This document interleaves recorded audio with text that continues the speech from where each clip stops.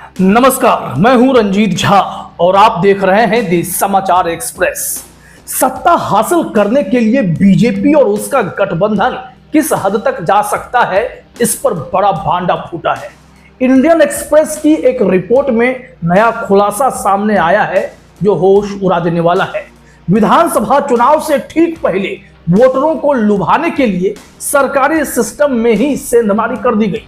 मंत्रालय के नाक के नीचे खेल खेला गया। आप ये तो जान ही रहे हैं ना कि बिहार में वोटर लिस्ट वेरिफिकेशन के नाम पर जो खेल चल पड़ा है, उससे देश भर में अलग लेवल का संग्राम छिड़ा हुआ है। मामला अब सुप्रीम कोर्ट में भी है। लेकिन इससे ठीक पहले महाराष्ट्र चुनाव नतीजे के बाद भी वोटर लिस्ट पर बड़ा बवाल मचा था। उसकी चिंगारी अभी तक धधक ही रही है क्योंकि चुनाव आयोग ने जवाब नहीं दिया। यह सब खेल चल ही रहा था कि तभी वोट के जुगाड़ में किया गया एक और कांड एक्सपोज हो गया। मकसद साफ था कि वोटर्स को सेट किया जाए। तो चलिए पूरी रिपोर्ट आपको डिटेल में बताते हैं कि आखिर कैसे एनडीए ने लोकतंत्र को अपना जागीर समझ रखा है। महाराष्ट्र के ग्रामीण विकास विभाग यानी आरडीडी में एक ऐसा घपला हुआ जिसने सरकारी सिस्टम की पोल खोल दी है। 3 अक्टूबर 2024 को एक सरकारी आदेश यानी जीआर जारी हुआ, जिसके आधार पर अहिल्यानगर जिले में 6.94 करोड़ रुपए की लागत से 45 विकास परियोजनाओं को मंजूरी दी गई।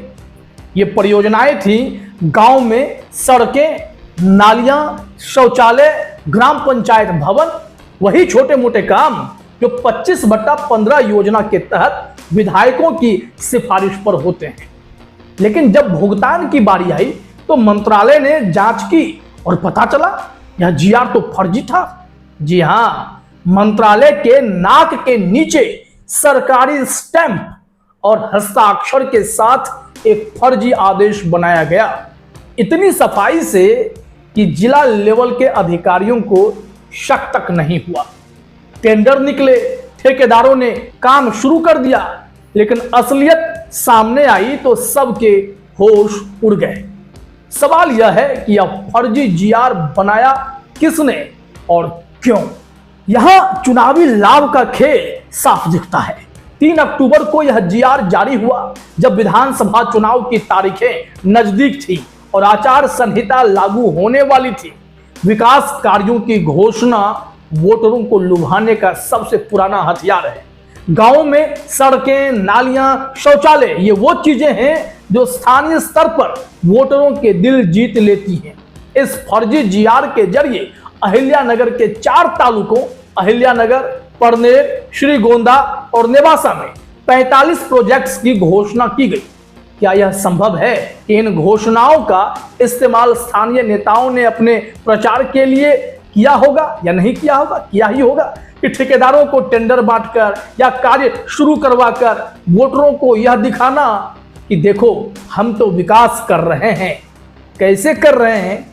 क्या आप नियमों के हिसाब से चल रहे हैं? सब खेल फूट गया। यह सिर्फ वोट का खेल नहीं, या फर्जीवाड़े सरकारी खजाने को चपत लगाने की कोशिश भी हो सकती थी। ठेकेदारों ने काम शुरू कर दिया और अगर भुगतान हो जाता तो 6.94 करोड़ रुपए डूब सकते थे। और अगर यह फर्जीवाड़ा सिर्फ अहिल्यानगर तक सीमित नहीं है, अगर पूरे महाराष्ट्र में ऐसे और फर्जी जीआर जारी हुए हों तब क्या होगा? आरडीडी ने सभी जिला परिषदों को सतर्क रहने को कहा है, लेकिन सवाल यह है कि मंत्रालय के अंदर यह खेल कैसे हुआ? क्या इसमें कोई बड़ा अधिकारी शामिल था? तो क्या यह सत्ताधारी नेताओं की मिली भगत से हुआ? और सबसे बड़ा सवाल, क्या यह सिर्फ पैसों का खेल था या वोटों की खरीद फरोख्त का एक अलग तरीका था? यह कोई छोटा मोटा मामला नहीं है, यह लोकतंत्र के साथ मजाक है। जब सरकारी सिस्टम में ही सेंध लग जाए तो जनता किस पर भरोसा करे? और अगर यह सब चुनाव जीतने के लिए हुआ तो क्या हमारी सत्ता की नींव इतनी कमजोर हो चुकी है? हम यहां आपको बताएंगे एक और ऐसा ही मामला जिस पर हमने पहले भी रिपोर्टिंग की है, जो महाराष्ट्र से ही जुड़ा है और वोटर की सेटिंग से ही जुड़ा है।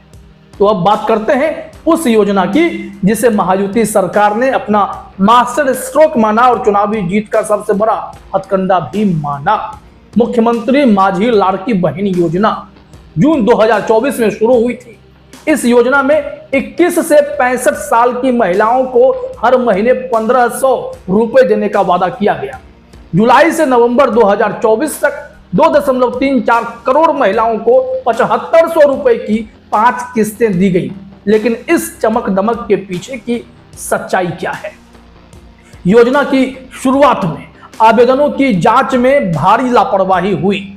गलत दस्तावेज, अपात्र महिलाएं, फर्जी पहचान पत्र, सब कुछ स्वीकार कर लिया गया। बाद में जब सत्यापन हुआ तो कई महिलाओं के नाम अपात्र बताकर हटा दिए गए।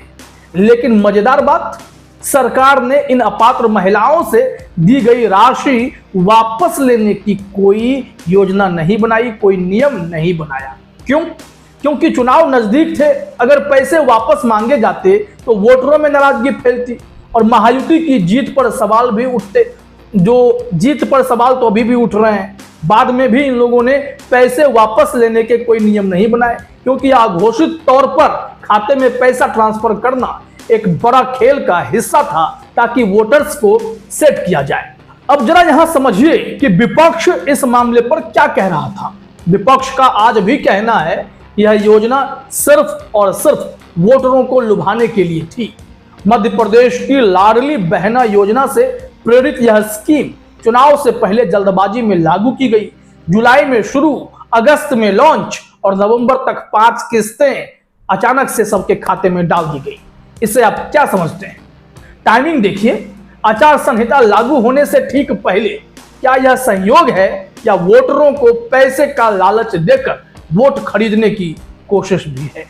और नतीजा, महायुति ने 235 सीटें जीत ली। लेकिन सवाल यह है कि क्या यह जीत सिर्फ योजनाओं की चमक थी या इसके पीछे कुछ और भी था? जब अपात्र लोगों को पैसे बांटे गए और वापस नहीं लिए गए तो क्या यह जनता के टैक्स के पैसे का दुरुपयोग नहीं है?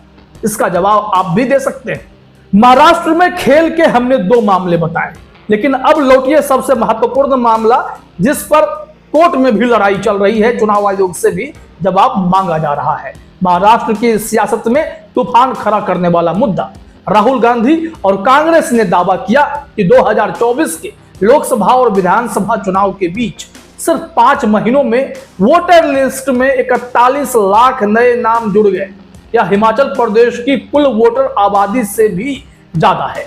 राहुल ने कहा, महाराष्ट्र की वयस्क आबादी 9.5 करोड़ है, लेकिन वोटरों की संख्या 9 करोड़ 70 लाख कैसे हो गई? इसका जवाब चुनाव आयोग क्या देगा? खास तौर पर नागपुर दक्षिण पश्चिम सीट जहां से मुख्यमंत्री फडणवीस लड़े, वहां 5 महीनों में वोटरों की संख्या 8% बढ़ गई। कुछ बूथों पर तो 20 से 50% नए वोटर जुड़े। न्यूज लॉन्ड्री की रिपोर्ट में बूथ लेवल ऑफिसरों ने बताया कि कई अनजान लोग वोट डालने आए और सबसे चौंकाने वाला, वोटिंग के आखिरी 1 घंटे में 76 लाख वोटर वोट डालने पहुंचे। यह 7.83% की वृद्धि थी। क्या यह सामान्य है? क्योंकि चुनाव आयोग को 4% के बाद ही जांच करना चाहिए था, किया ही नहीं गया। चुनाव आयोग ने इसे निराधार भी बता दिया और कहा कि 48.61 लाख नए वोटर जोड़े गए, जिसमें 8 लाख हमने नाम हटाए भी थे। लेकिन सवाल यह है कि अगर सब कुछ पाक साफ है तो डिजिटल वोटर लिस्ट और सीसीटीवी फुटेज क्यों नहीं देते, क्यों नहीं दिखाए गए? राहुल गांधी ने इसे वोट चोरी और लोकतंत्र की हत्या करार दिया। लेकिन जवाब कौन देगा? यह मामला सिर्फ महाराष्ट्र का नहीं बल्कि हमारे लोकतंत्र का है।